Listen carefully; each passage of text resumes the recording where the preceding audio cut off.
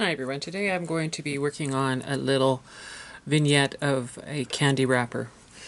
So this time it's going to be a little bit more difficult because I love this red, but I have to mix it first, and then you're going to see me mix it right here with my permanent rose once I clean up my permanent rose a bit. There's a little too much purple in there right now. And with the hansa yellow we're going to actually create a nice cadmium color, bright red. Hopefully that will look much more like the Kit Kat color. So now that's been cleaned up quite a bit. So that you can see it, I'm just going to move this over. This is corrugated plastic, and I'm just going to put my hansa yellow on top of that and see if we can come up. It still looks a little muddy. Alright, so if it's muddy, it means I've got some blue in there. So we've got to clean my brush to make sure there's no blue in my brush, and we're going to try again. There could be some blue in the yellow as well. There we go. Now we're getting closer to what I want.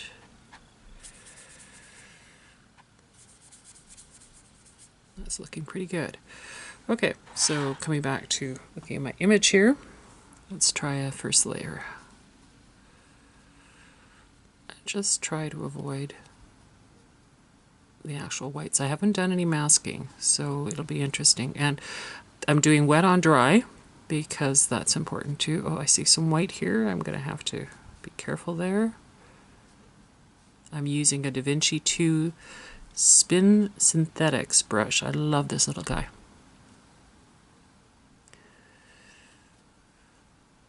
It's just wonderful, especially you get so much water in the brush for a small painting, and you got such control with the tip that it's great. Now let's see here, let's try and just go around the circle here.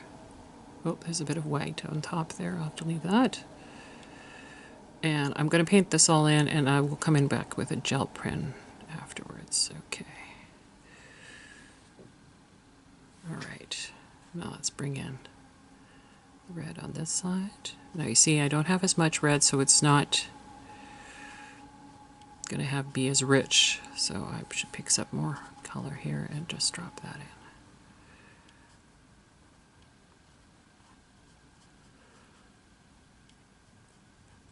in. Okay, I see a little bit of yellow, so I've got to watch for that. I've got a bit of the white. Where have I got the white? Oh, I moved it. Oh, I moved it. Oh no. I moved my still life. Oh. Okay. I fixed that. Let's just bring that down here a bit. Maybe, okay. That's still red here. Pick up some more red there. It's kind of yellowish underneath there. Just put that around here. There's some white underneath there. Try and stay outside of my oval circle there. It's kind of bent down there. Nope, now I'm really losing my coloring, so this is not a good thing. You want to have enough paint already set up so you're not going back in and recreating the wheel. I always forget to do that.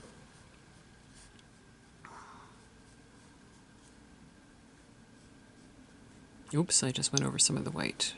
My bad.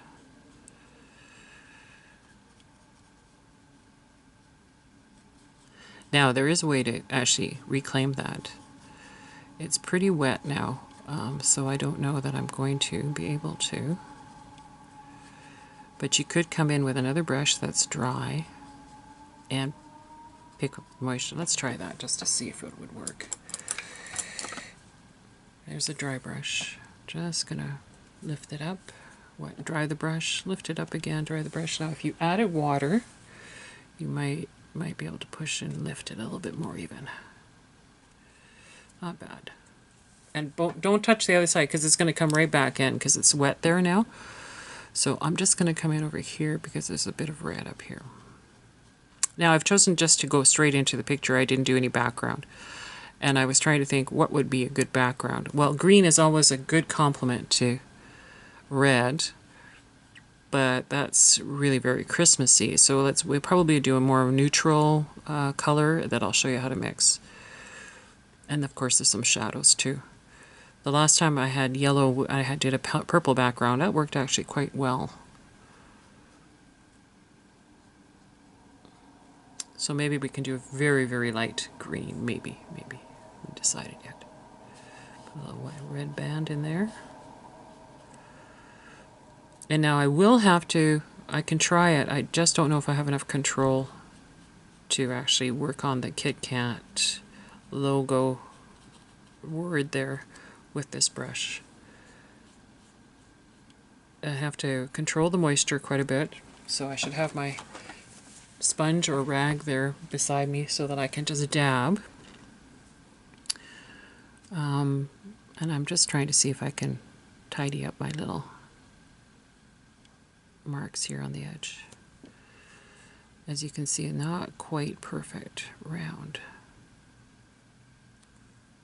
And that's basically the control of the hand and the eye coordination, and eyesight I know is definitely diminishing. Okay, just add a little bit more red in there. Oh, and there's some red in here. Oh, right in there. How interesting. And that's going to be a little cooler later on. I'll add a little bit more permanent red to that. Permanent rose to that. Okay, coming back here, let's pop in a little bit more color. And we'll add a little bit of permanent rose in the areas where we want it to be a little darker. And the areas that are, we can lift a little bit like I did there, we can lift a little bit later on to get some of that lighter color as well where the folds are. This seems to be a bit orange here. Let's take some of that and just mix it all together there.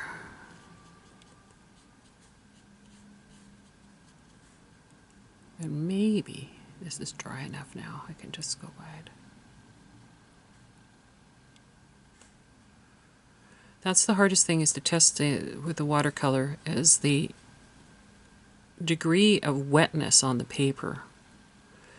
And now with the weather changing, the humidity in the air, especially when it's raining, is definitely definitely affects how the water sits on the paper and how quickly it dries. This summer when we were all working inside and heat was on outside, wow, the paper just dried really quickly. Now that's changed again.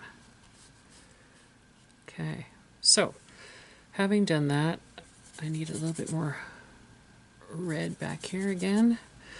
So I'm going to go back and, oh, and I see some bits of white, but I'm going to have to use a gel pen for that. There's no way I'm going to be able to make that perfect like that with this small picture. So let's go almost to the edge. So I do have enough control if I'm very careful. Now you can always use your pinky to give you a little bit more strength on your drawing, and a rigger brush is also good for this. I'm going to try and just work with one brush if I can. Oh, that K should be a little further down. There we go. I can always come in and erase some of those marks afterwards if I don't like my pencil marks in there. And why I chose not to use any masking fluid is it's just, by the time you start masking, that's a whole long process as well, and you need to take your time with the masking so that you don't get blobby masking. You can use a fine tip masking needle, or you can use your brush, but it just takes patience, and I don't always have patience. I'd rather be eating chocolate. Okay, so we got one. Now let's do the other. That's the other thing. Be careful when you are working back and forth on your painting, because believe it or not, you forget, and next thing I know, I'll smudge all that because my hand is coming down and I accidentally touch the painting. You can use some tissue paper just to put over top. Right now, I'm just trying to balance my hand with my pinky so that I don't go close to the... I'm aware of it, let's say that. But when you're concentrating on something, sometimes you forget, just like when you put your painting brush into your coffee. And that happens all too often.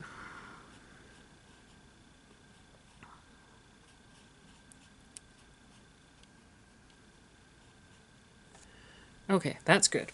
So that red line around there, I can't definitely do on my own, so I'm going to use a tiny, tiny brush here. This is a 0 I believe it's a Winsor Newton. It could be a Galliano, 2 from Opus. And really little paint, just kind of coming around there.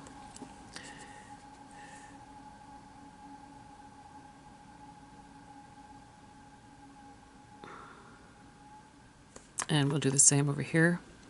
Now I hadn't, with that Nestle sign, I hadn't actually put any red in there.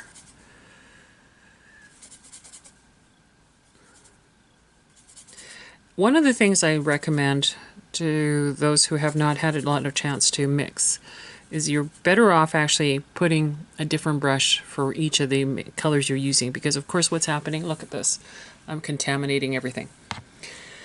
And when I do that, eventually you do start to make mud if you're not careful. So you're better to have a brush, and again, it's my impatience that doesn't allow me, I just forget, and I just go in there and I start adding paint.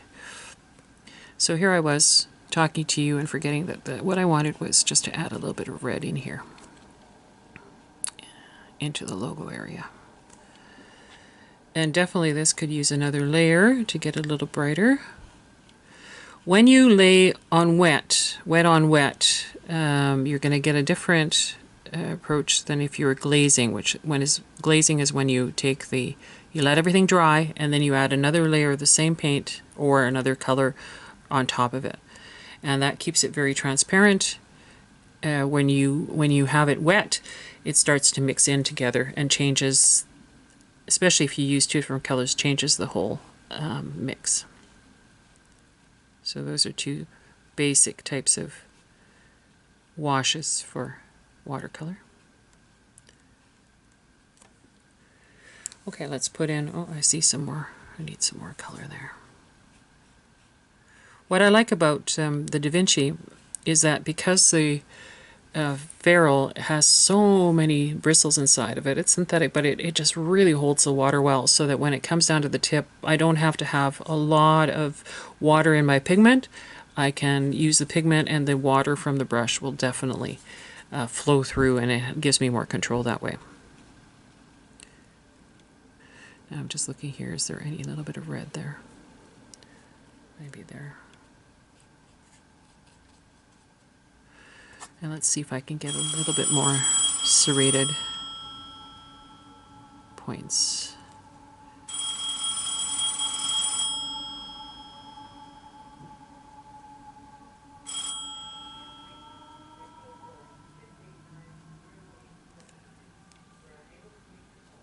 Let's try it here.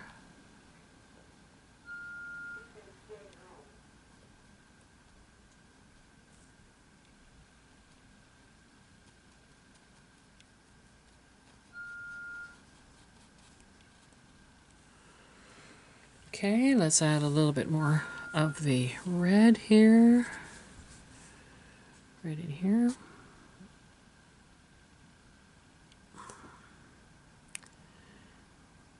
And nothing comes around on the outside there, it just stays white there. Okay, so we have that little bit of green there. I just want to start, I'm taking some permanent rose now and I'm just popping in a little bit of permanent rose to get some little bit of darker shade. Now red tends to be a middle of the value scale, maybe a little bit lower, and you can't really build up a lot of tone if you do that. You have to go to a color that is a little higher on the color wheel in order to get that going, or you take the complement of it to get a bit of gray to pull it up and darken it. So red, going to red, you can get to a purple. So if you were to take a little bit of purple, you could actually pop a little bit. That means that there, with a little bit of blue added into the red, you're going to get a bit of purple. So if I took a little bit of phthalo blue and added it to my red. Now in this case, because I've added yellow, I'm going to get more of a muddy color, not really a true purple. If I was to take and clean my brush and actually take my permanent rose and take my phthalo, now I'll get a better purple because there's no yellow in it. There we go, there's the purple. So I'm just going to dry my brush now. If I was to take it and actually pop it in here, now you can see it turn it almost a gray. And I'll just push that up because I want it closer to the label. There's a bit of a darkness, just a kind of a glow underneath there. Now I could take the blue and I could just pop it under here too. Now because it's wet, it's going to spread. So it depends what you want to be able to see. Do you want it to mix in, or do you want it just to let it stay there? Now this blackish gray is really all three colors mixed together. So where I made that mud, if I keep working on that, I will get a gray. So you take your red, and which has been mixed with yellow, and then you add some blue to it, you're going to get a gray. There's your gray. And I'll use that a little bit on the shadow so you can see right now what that looks like. It's got a bit of a purplish tinge to it because I've got more red in it than blue.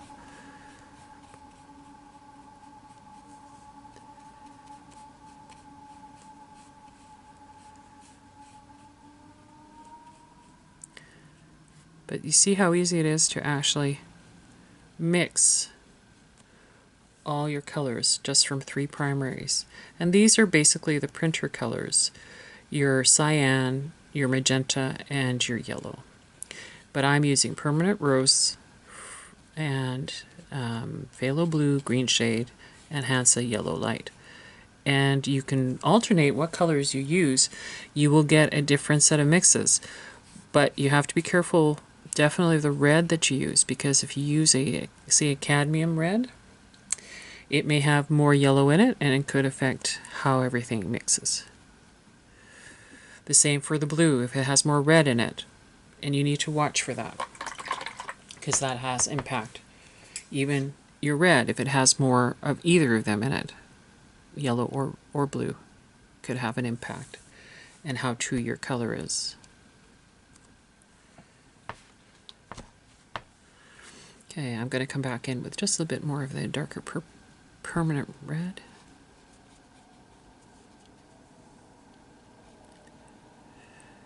To get some of that shadow first and some of the darker red there. Definitely needs it here a little bit on the edge.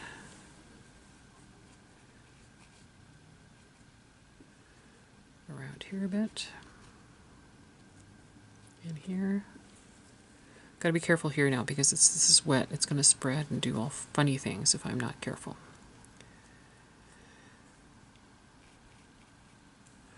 Let's pop a little bit more of that into my lettering.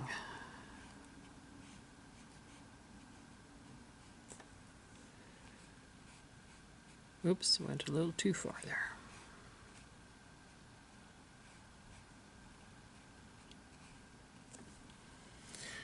Okay, there's a bit more there.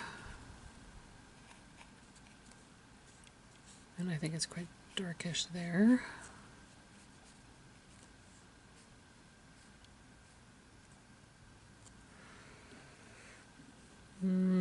That's okay. There's a bit more dark around that area. I could even just darken it just that way without using any extra darks. Okay, so I was talking about that gray. Now I'm going to add a little bit more phthalo blue to make a darker gray. So that's my phthalo blue. I'm adding in some permanent rose. So now we're getting kind of a purple. If I go and add some more phthalo blue to it, I'm going to get a nice ultramarine. Okay, there we go. So that would be a good ultramarine if I was going to use that. But if I add a little bit more yellow, and I will get another brush so I do not contaminate everything. Just make that wet. Go into my yellow, clean my yellow up since it's getting a little too messy. And now I'm going to go and I'm going to get a green because now I've added too much yellow. So now I have to, well, that's an interesting color. That could be kind of interesting for the background. What do you think? A bit too yellowy green for me. Okay, so now we've just added some more phthalo blue. Now we have more of greenish blue. Let's add some more red. A little bit more red than that. There we go. Now we're closer, but my brush is picking up all the color and not letting me actually have enough water on the... So let's just pull that back in and now mix it with that. No, not enough.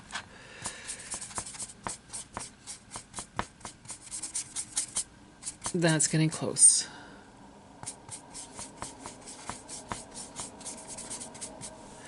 Okay, so where was I going with that? I want to try and get some gray in here, but I need darker gray. So I'm just gonna, this is not a good brush, this is too big. So now that I have that, let me go back to my nice, see how the davinci, it just has so much water in it, and if I just keep mixing around, but I need more yellow, so I'm gonna have to add some yellow here. Oh, now we get more of a brown. And a little bit more green. And now if we go back in, there's my nice dark. Okay. So I'm just going to pop that dark in here. And hopefully this is dry enough that you're not going to be worried that it's going to run everywhere. That's the biggest thing.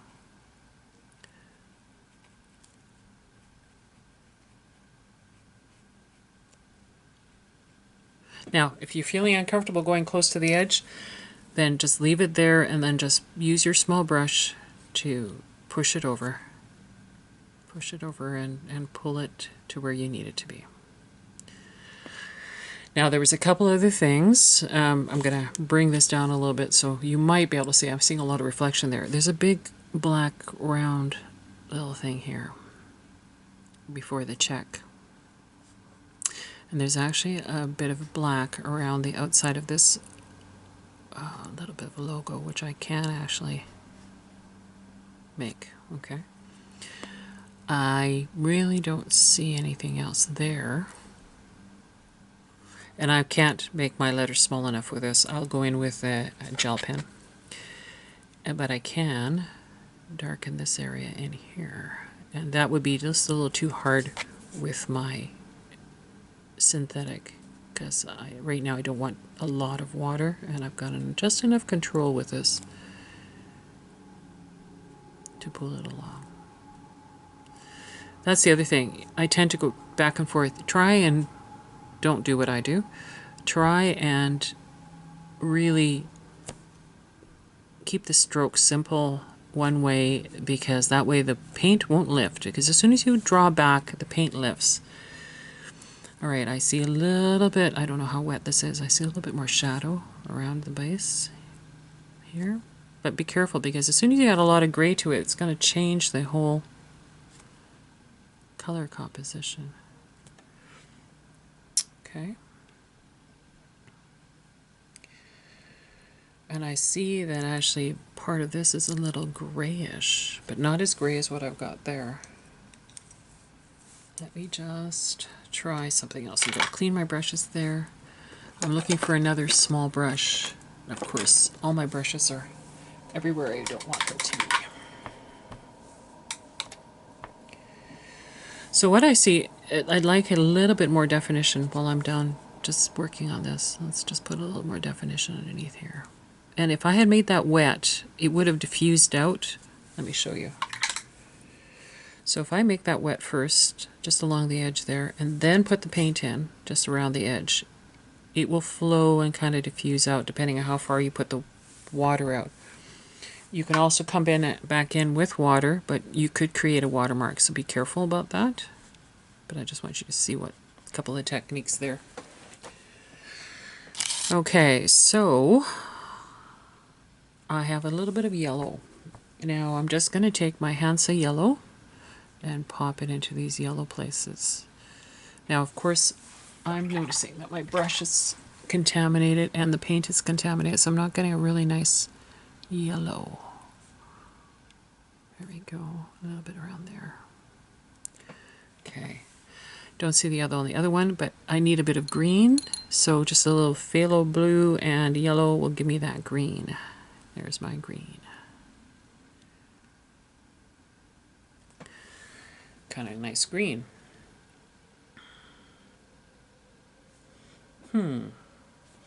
Okay, so let me show you a little bit of fun with the background, because this is quite wet right now. I could use some more shadows and whatnot, and I said I was going to paint the background. So the easiest thing to do, take a larger brush, a flat brush, round brush, take some water. You can use a hack brush.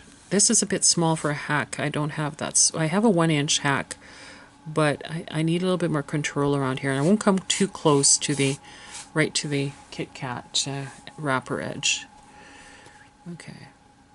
I'll just come around here. I'll go over the shadow, but not too close because some of that's wet, right? And look at, see, it's already carrying some of that gray across, so I've got to be careful. Come back up here.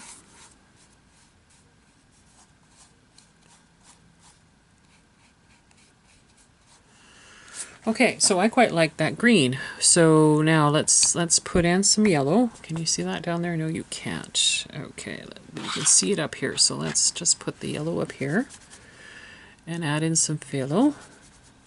A little bit more phthalo. And that's the green that you get. Okay, maybe a little too, let's try that green. There we go. That's an interesting green. We can even pop in a little bit more blue for some shadow on part of it. And I'm just going to take it and I'm going to just let it go over the whole thing.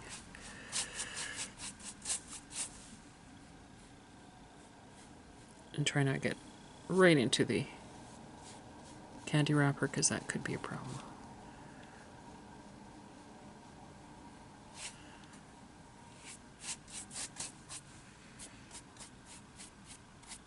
And because I made it wet before, I didn't have to worry about the strokes and which way I'm just seeing a little piece of brush strand there. So because it's wet, I'm not worried about the stroking. If I was going to do a wet on dry wash at the back, I'd have to tilt this a little bit so that I would have a bead, and then I would only go from left to right or right to left, depending on if you're left or right-handed. And I would follow that bead. And what do I mean by a bead? When I put the paper on, and you can't see this because everything's here, let's try that. So if I was to actually take enough moisture and put it on, there is a bead that's created right at the edge there. And if that bead, right now you don't see much of the bead, if you follow that bead, you'll be able to keep the, well, you can see the beads on the end of the masking tape. So what you're trying to do when you're tilting it is that bead kind of flows down and you follow that to make sure that there's no uneven lines. All right, let's just add a little color since I have a little extra color here.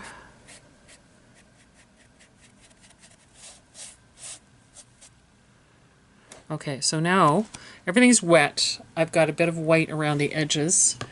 I can come in to correct that just with that small brush with water and just try and pull that color in a bit.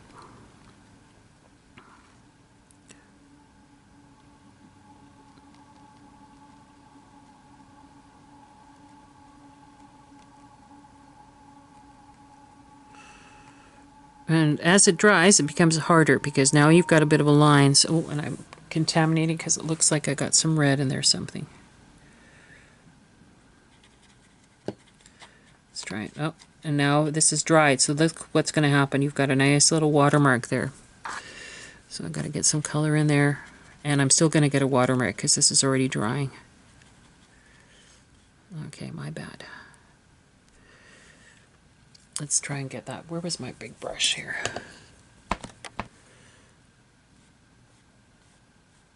Now you got a problem. All right. Just leave that alone. The more you look, see, the more you do it, the more you're going to have problems later. Better to leave it, let it dry, and just do another glaze over top. Because now that water is creeping where everything else is starting to dry. And the more you push it, like I'm doing, the more likely you're going to not have a nice transparent color wash, because you're going to see a little bit more movement of the brush, and it's going to start to mix a bit. Not great. I don't know what that is. To leave it. Okay, but that gives you a little bit of an idea of how a background would work.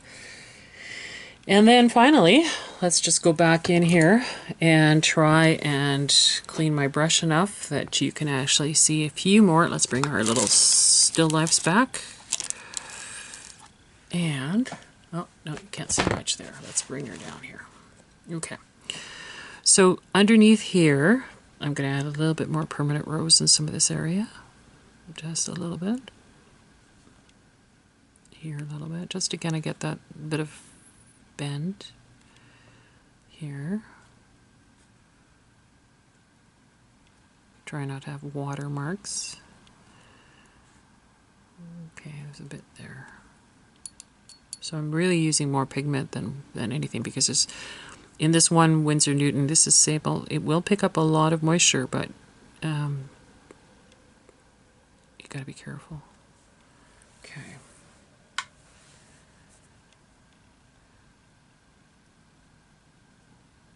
Now, the other thing I was saying, if some of these areas where it was crinkled, we can lift as well.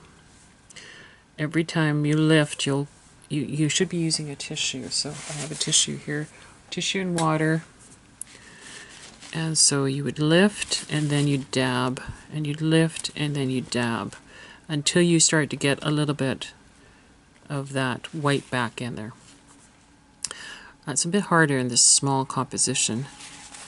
However, saying all that, if you had a larger composition, you could also use a Mr. Clean Eraser to help you to lift some of the whites out that you need it to. Okay. I'm going to take some of this gray and just pop it in for a little more shadowing in some of these areas. Of course, because I moved my still life, that's not helping either. Never does. Oh, and I noticed I didn't catch that. Always, there's always something.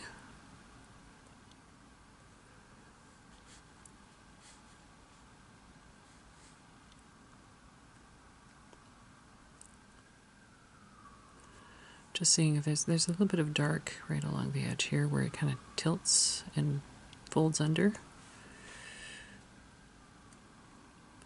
And if you notice, this is not really white underneath there, it's kind of shadowed. So I could just take some water and just pull this out a bit. And what have we got here? We've got some of my bad work on my wash there.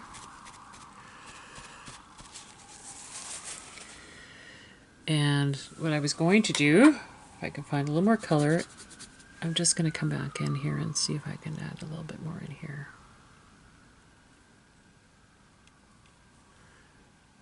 Now, see, the funny thing is, I wasn't expecting that to dry as quickly given the moisture in the air today.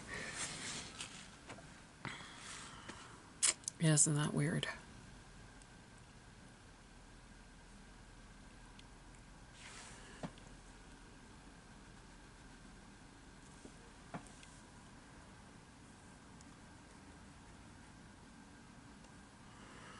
Okay. Well, there you go. We've got a little bit of still life. Let's just do one more thing. I still have a lot of green in there, so I'm just going to actually go straight over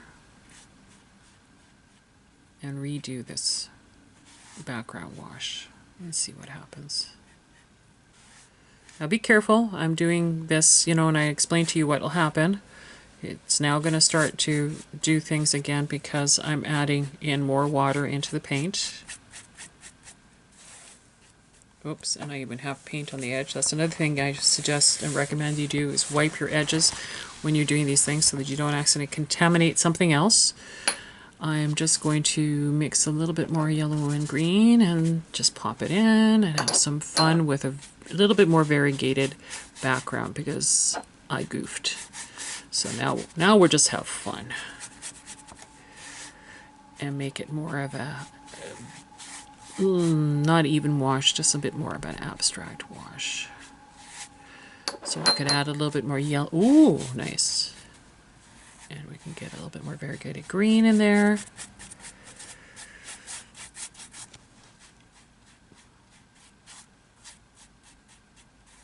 Maybe a little bit more blue on this side.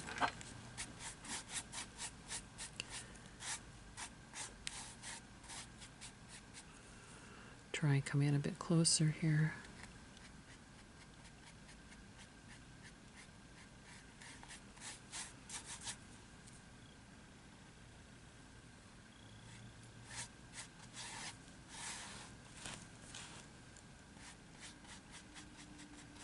What I like to do often in my composition is try and get it a little bit more diagonal, that there's some shadow and lights in a diagonal area, or leave it 2/3 one color and 1/3 another color.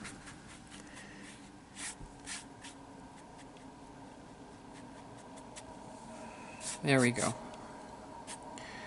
Okay, just gonna clean my brush up, clean up the edges here. That's careful. That's helped it pop up a bit more.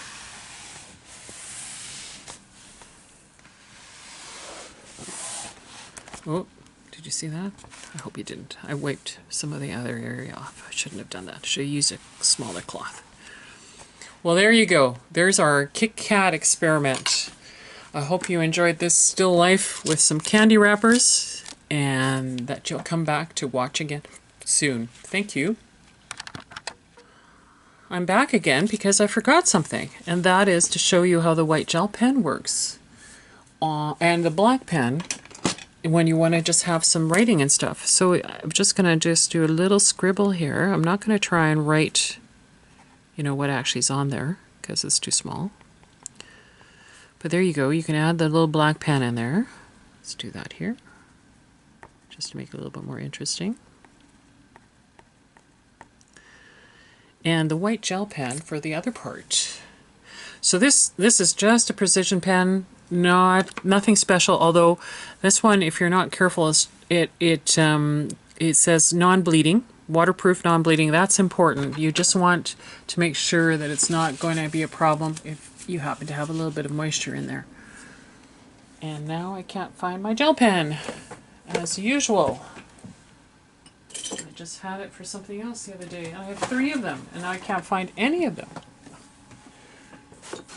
It's amazing how these things disappear on your desk when you're working on stuff. There we go. Okay, so just so that you can see how this works, I believe this is fairly dry. And so I would just come in here and try and do a little fun thing there. Nothing special. There's a little line underneath, and I would do the same thing here. This is a little bigger, so I could try and get a little bit of that focus on there. There's a little bit of a logo here. I'll just add a little bit of a dots. Was there anything else? Well, we were happy with that. I missed out here, so let's just add in a little white here. This is great when you forget and you miss something. And if you've forgotten and want to just tidy up your line a little bit, you can. It's great for boats if you're painting boats. There's a little white in here, just up there. Do I see anything else? No, and there's really nothing I can do with the yellow. There's nothing I'm seeing that I can really add to. So there you go. Sorry about that. I just want to show you those 2 little things. So the white pen I'm using is the Signo gel pen, which I absolutely love, by Unibal. And so many people use this for manga and things like that. But it's just a real help. And thank you for watching.